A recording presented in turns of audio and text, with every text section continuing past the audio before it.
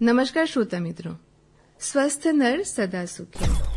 हमें सबको स्वस्थ जिंदगी जीनी है, पर कैसे जी सकते हैं, इसके लिए हम क्या कर सकते हैं?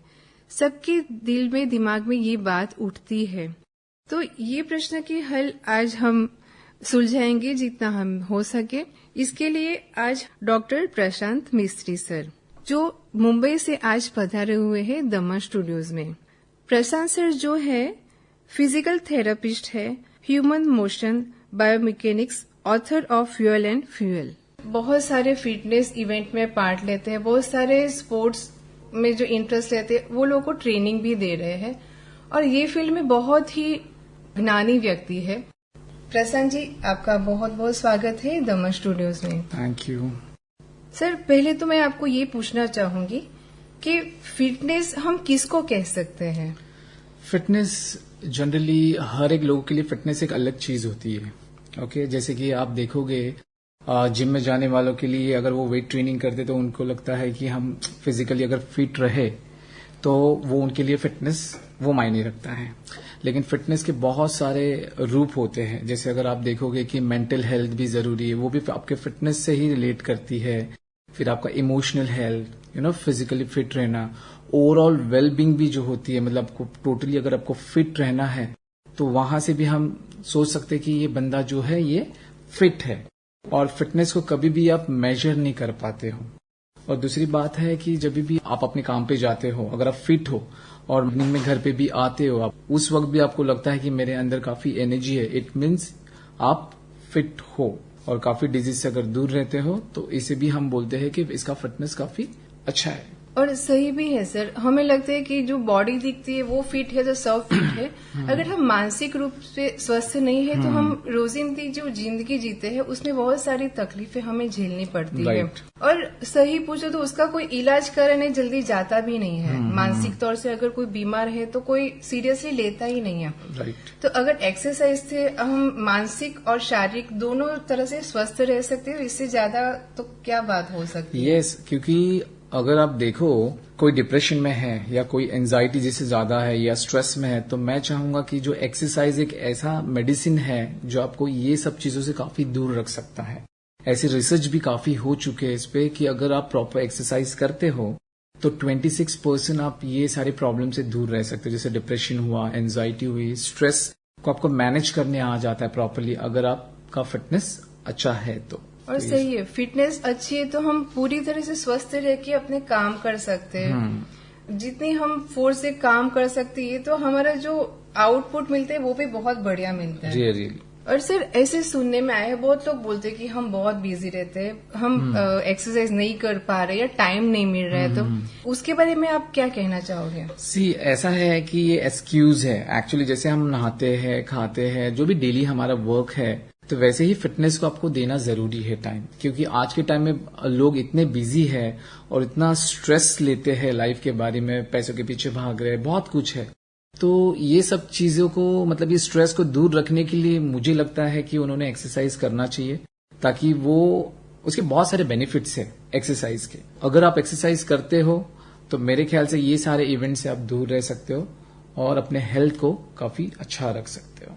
और हर उम्र के लिए एक्सरसाइज जरूरी रहती है ना सर? यस, सबके लिए एक्सरसाइज जरूरी है। तो वो अब कैसे आप बताओगे कि कौन सी एज में कौन सी एक्सरसाइज सही रहती है? या अभी ऐसा है कि जहां तक मैंने पढ़ा है, मैंने सीखा हुआ है, मैंने देखा है, एक्सपीरियंस किया हुआ है कि एक सर्टेन एज तक जब भी फॉर एग्जांपल अगर कोई जिम में जाता है और एक्सरसाइज करता है, तो मैं चाहूंगा कि बिटवीन एज ऑफ 17 to 25 या 30 इयर्स तक लोग अच्छे से एक्सरसाइज करते हैं, हाई इंटेंस एक्सरसाइज जो भी है करते हैं। लेकिन एक सर्टेन एज आने के बाद आपको वो जो आपकी फिटनेस है उसे मेंटेन करना जरूरी है, क्योंकि बॉडी डिटोरिएशन में आफ्टर एज ऑफ 25 और 30 के बाद बहुत स्पीड अप, मतलब बहुत फास्ट जाती है। तो उस वक्त अगर आप एक्सरसाइज करते हो तो और भी बेटर है। और वुमेन्स के लिए तो काफी जरूरी है, क्योंकि जैसे आपने बात की मेंटल हेल्थ की, क्योंकि एक सर्टेन एज के बाद हार्मोन्स इम्बैलेंस भी होते हैं, तो वहां ये एक्सरसाइज जो है वो काफी काम करके जाता है। बोन डेंसिटी, क्योंकि मेनोपॉज के बाद उनके जो बोन डेंसिटी है वो कम होना काफी फास्ट हो जाती है। तो वहां अगर वो एक्सरसाइज करते हैं, अपना न्यूट्रिशन प्रॉपर्ली रखते हैं, तो वो अपनी हेल्थ को अच्छा रख सकते हैं और बहुत सारे डिजीज से दूर रख सकते हैं। तो मेरे ख्याल से सारी उम्र के लिए एक्सरसाइज जो है वो काफी जरूरी है। एटलीस्ट फिजिकल एक्टिविटी तो उनकी होनी जरूरी है। सही है। और सर, हमारे प्रधानमंत्री मोदी जी है, उन्होंने भी कहा है भी वो फिटनेस के ऊपर बहुत ही ध्यान दे रहे हैं। योगा का इतना प्रचार प्रसार हो रहा है, जो देश विदेश में हमारे योगा प्रचार। तो ऐसे में हम बहुत सारे ऐसे केसेस है कि जहाँ भी अवेयरनेस आने लगी है स्वास्थ्य के प्रति। तो आप इसमें कैसे पार्टिसिपेट कर रहे हो? आप कैसे लोगों तक पहुंच रहे हो ये विषय में? अभी एक्चुअली एक तो मुझे अवेयरनेस लाना था, तो उसके लिए मैं काम कर रहा हूँ कि फिटनेस एक ऐसा हो चुका है कि लोग फिटनेस को वैल्यू देते नहीं है। उन्हें लगता है कि हम फिट है, जो भी देखा जाएगा फ्यूचर में क्या होता है, लेकिन अभी हम फिट है ऐसा सोच के चल रहे। प्रधानमंत्री हमारे, उन्होंने जैसे योगा, ये इतना बड़ा जो कॉन्सेप्ट क्रिएट किया हुआ, मतलब उत्पन्न किया हुआ है कि योगा करो, तो एक्चुअली योगा जो है वो जैसे मेंटल हेल्थ के लिए काफी जरूरी है। बहुत अच्छी बात है योगा। उसके बाद आता है आपका जो भी आप फिजिकल एक्टिविटी नॉर्मली जो करते हो, वॉक करो या जॉग करो या जिम में जाके एक्सरसाइज करो। तो ये सारी चीजें काफी जरूरी है और मैं इस फिटनेस को काफी आगे लेके जाना चाहता हूं और बहुत सारे मीडियाज मेरे साथ जुड़े भी हैं। तो ये इस थ्रू मैं फिटनेस को थोड़ा सा स्प्रेड करने की कोशिश कर रहा हूं ताकि मैं अपना जो योगदान है दे सकूं इस इंडस्ट्री के लिए। और मैं सोशल मीडिया के थ्रू भी काफी एक्टिव रहता हूं। जो यंगस्टर्स है और जो बुजुर्ग है उनको ये मैं मैसेज देना चाहता हूं ताकि आप एक्सरसाइज करो और अपने आप को फिट रख सको। सही है। और हमारे जो खाने पीने में रहता है भारतीय संस्कृति के हिसाब से, या देखो एक्सरसाइज में क्या जरूरी रहता है, तो वो सब आप थोड़ा हमारे श्रोता मित्रों को जानकारी दो कि हमें कैसे खाने पीने में क्या रहना चाहिए, कैसी चीजें हम खा सकते हैं, और जो एक्सरसाइज करते हैं वो टाइम पे क्या खाना चाहिए या इसके बाद क्या खाना चाहिए, वो थोड़ी जानकारी आप हमारे मित्रों को दें। जरूर। जैसे एक्सरसाइज है, एक्सरसाइज में एक्चुअली दो चीज होती है। एक हम नॉर्मल एक्सरसाइज करते हैं और एक होता है ट्रेनिंग। ट्रेनिंग जो होता है वो बहुत ही स्पेसिफिक होता है। स्पेसिफिक मतलब ऑप्टिमाइज किया जाता है, मतलब लोगों को प्लान किया जाता है वो ट्रेनिंग को। हम रिजल्ट की तरफ एक्सरसाइज करते हैं कि हमें वो रिजल्ट मिलना चाहिए, वो हमारा गोल है। एक्सरसाइज रैंडम होता है, इसमें कोई गोल नहीं होता है। लेकिन कोई अगर ट्रेनिंग नहीं कर रहा तो मैं चाहूंगा कि एक्सरसाइज करो, एटलीस्ट वॉक के लिए जाओ, ओके, और जॉगिंग कर सकते हो, रनिंग कर सकते हो, जो भी है उनको जो पसंद है। अगर कोई जॉइंट्स में प्रॉब्लम्स है तो डेफिनेटली फिजिकल थेरेपिस्ट से मिलो और आगे फिर कंसल्ट करके ही आप एक्सरसाइज करो। रही बात न्यूट्रिशन की, न्यूट्रिशन का ऐसा है कि हमारे इंडियन खाने में सब कुछ मिलता है हमें। अभी जैसे बहुत सारे फैंसी चीजें आई है मार्केट में, जैसे बर्गर्स हुआ, पिज्जा हुआ, बहुत टाइम से चल रहा है, लेकिन इसमें उतना आपको न्यूट्रिएंट्स नहीं मिलता जितना हमारे इंडियन खाने में मिलता है। प्रोटीन की जो कमी है वो भी हमारा इंडियन खाना पूरा करता है। जो हमें कार्बोहाइड्रेट चाहिए, जैसे कि हमारी जो बॉडी रन करती है जिस एनर्जी पे, वो भी हमें खूब मिलता है। जैसे फॉर एग्जाम्पल अगर आप ले लो, रोटी खा रहे, राइस खा रहे, तो इसमें हमें वो स्टार्च मिल रहा है, वो एनर्जी हमें मिल रही है। फैट भी इसेंशियल मिल रहा है। आप देखो हर एक जगह पे हमारा जो खाना है, इंडियन खाना, मेरे ख्याल से जो हम ऑयल भी यूज करते हैं, जैसे कोकोनट ऑयल यूज करते हैं साउथ में, या कोई मस्टर्ड ऑयल यूज करता है, तो ये ऑयल जनरली हमारे हेल्थ के लिए अच्छा है। सिर्फ ज्यादा मात्रा में नहीं लेना है, अदरवाइज सब कुछ हमारे इंडियन खाने में है। और इंडियन खाने से बेटर कोई खाना नहीं है, क्योंकि सारे हर्ब्स हम यूज करते हैं और हमें हर एक जो जरूरत है हमारे शरीर के लिए, वो हमें सारी चीजें हमारे खाने में मिलती है। सर, जैसे मैं एक महिला हूं तो मैं ये जानना चाहती हूँ कि ये अवेयरनेस जो है आप ला रहे हो, उसमें महिलाएं क्या आपको प्रतिभाव दे रही है कि कैसे वो इंटरेस्ट ले रही है, क्या कैसे स्वस्थ रहना है, क्या करना है? अभी ऐसे है कि हमारे इंडिया में भी काफी अवेयरनेस आ चुका है और महिला भी काफी अच्छा कर रहे हैं। वो चाहते हैं कि हमें फिट रहना है, मेंटली अच्छा रहना है, तो ये सब चीजें अभी आ रही है।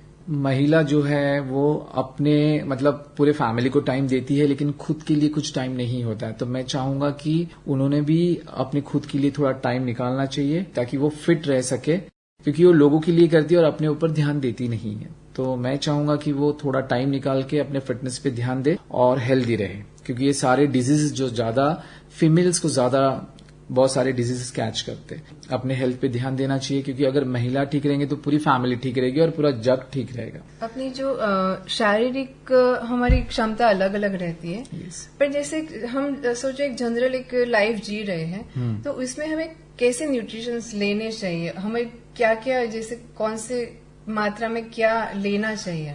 अभी ये सब चीजें तो कैलकुलेट करके की जाती है, जो भी फिटनेस एक्सपर्ट्स होते हैं वो लोग करते हैं। लेकिन अगर एक लेमैन के हिसाब से बताऊं, मैं ये चाहूंगा कि जो भी वो खाना खाते हैं वो पेट भर के ना खाए, क्योंकि क्या होता है, एक रेशियो होता है, उसे बोलते हैं हम 80-20। अगर आप 80% खाते हो तो 20% पेट को खाली रखो, ताकि हमारे जो पेट में जो भी एसिड बनते हैं वो उसे डाइजेस्ट कर पाए। जब भी आप पेट भर के खाते हो तो एसिड्स भी प्रॉपर्ली रिलीज नहीं होते। तो ये एक जनरल टिप है कि अगर आप ये सब चीजों पे अगर आप ध्यान दोगे तो जो जनरल हेल्थ जो है वो अच्छी रहेगी, क्योंकि बहुत सारे प्रॉब्लम्स हमारे गट से शुरू होते हैं, मतलब हमारे पेट से शुरू होते हैं। तो कोशिश यही करना चाहिए कि पेट भर के कभी ना खाए तो 80-20 का एक रेशियो रखे और उस हिसाब से उन्होंने खाना चाहिए। खाने में जैसे क्या क्या लेना चाहिए? जैसे खाने में अभी जैसे लोग क्या करते हैं, हमारे इंडिया में मॉर्निंग का ब्रेकफास्ट बहुत जन स्किप करते, मतलब छोड़ देते, नहीं खाते। दोपहर का लंच और रात का डिनर खाते, ताकि उन्हें लगता है हमें पतला होना है, जो भी उनका गोल है। लेकिन ऐसा नहीं है। जैसे हमारे दादा परदादा पहले से खाते आ रहे हैं, घी की भी उतनी वैल्यू है और दूध की भी उतनी ही वैल्यू है। तो जैसे हम पहले से खाते आ रहे हैं वैसे ही हमें खाना चाहिए। जैसे कि मॉर्निंग में अगर आप उठते हो, अगर आपको लगता है कि मुझे रोटी और सब्जी खाना है तो कोई बात नहीं, वो खा सकते हैं। रोटी और सब्जी जरूरी नहीं है कि हमें लंच में ही खाना है, दोपहर में ही खाना है, डिनर में खाना है, मॉर्निंग में भी खा सकते हैं। और साथ में हमें देखना है कि थोड़ा प्रोटीन होना जरूरी है, क्योंकि अगर आपके खाने में प्रोटीन होगा तो आपके बहुत सारी चीजें जो है ना वो ठीक रह सकती है। जैसे आपने देखा होगा एजिंग प्रोसेस जो होता है, मतलब जो क्या बोलते हैं डिटोरिएशन में जैसे हम जाते हैं, वो प्रोसेस भी स्लो हो जाता है अगर आपका प्रोटीन इंटेक काफी अच्छा है। तो आपको रोटी चावल कार्बोहाइड्रेट्स बोलते हैं उसे, वो भी आपको लेना चाहिए। लेकिन कोई भी चीज अति नहीं करना, मतलब ज्यादा प्रमाण में नहीं खाना है उसे, मॉडरेट अमाउंट में खाओ और हेल्थ आपकी जो है वो हमेशा अच्छी रहेगी। और साथ में जरूरी है एक्सरसाइज, क्योंकि अगर आप खा रहे हो तो यहां से एक्सरसाइज भी करना जरूरी है। और प्रशांत सर, बहुत देखा भी गया है कि हाइट और बॉडी के हिसाब से अपना वेट मेंटेन नहीं कर पाते। कोई अंडर वेट होता है, कोई ओवर वेट होता है।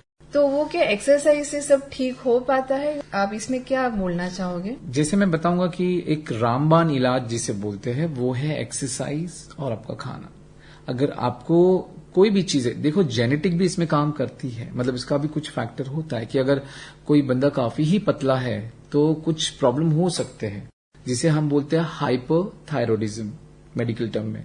तो इसमें बंदा काफी पतला होता है, लेकिन कुछ मेडिकली ट्रीटमेंट करके और कुछ एक्सरसाइज और न्यूट्रिशन के थ्रू आप उस बंदे को आप ठीक कर पाओगे। तो ऐसी चीजें काफी है कि एक्सरसाइज के थ्रू आप बहुत सारी चीजों को ठीक कर सकते हो। आप देखो जितने भी एथलीट्स हैं उनको जब इंजरी होती है तो उन्हें ठीक करने के लिए फिजिकल थेरेपिस्ट ही होते हैं और वो अपने फील्ड पे वापस आ जाते हैं। तो मेरे ख्याल से एक्सरसाइज एक ऐसा इलाज है जो आपके सारी चीजों को दूर रख सकता है, डिप्रेशन से लेके सारी बीमारियों को लेके सब चीजों को दूर रख सकता है। जैसे कि आप देखोगे सेलिब्रिटीज भी जो है वो अपना टाइम निकालते, वो भी काफी बिजी होते हैं, लेकिन फिटनेस के लिए अपने हेल्थ के लिए वो अपना 1 घंटा निकालते हैं और एक्सरसाइज करने आते हैं। और अभी ऐसा है कि कुछ क्रिकेटर्स भी हैं मेरे पास, उनको भी मैं ट्रेन कर रहा हूं, बट मैं उनके लिए एक फिजिकल थेरेपिस्ट के हिसाब से मैं काम कर रहा हूं। क्लिनिकली मैं ध्यान देता हूं उन पे, ताकि उनका फिटनेस और उनकी जो हेल्थ है वो अच्छी रहे।